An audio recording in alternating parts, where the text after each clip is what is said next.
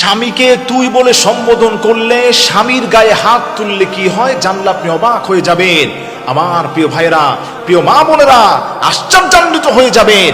আল্লাহর হাবিব কি ধমকের সুরে বলেছেন, কোন নারী যদি তার স্বামীকে তুই বলে সম্বোধন করে, গায়ে হাত তোলে, অপমান করে, আল্লাহর নবী বলেন ওই নারীর জন্য দুনিয়াতে দুইটা মারাত্মক শাস্তির অপেক্ষা করছে। জাহান্নামে তো শাস্তি আছে, এর মধ্যে দুনিয়াতেই দুইটা শাস্তি আল্লাহ রাব্বুল আলামিন তার জন্য রেখে দিয়েছেন। এক নম্বর শাস্তি হচ্ছে যে নারীরা তার স্বামীকে দাম দেয় না, স্বামীকে অপমান করে, তুই তুকারি বলে সম্বোধন করে, গায়ে হাত তুলতে যায়, কোনো সম্মান করে না।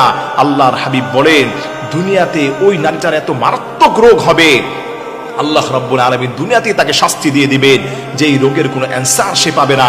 ধুকে ধুকে কষ্টে করতে করতে সে দুনিয়া থেকে বিদায় নেবে। 2 নম্বর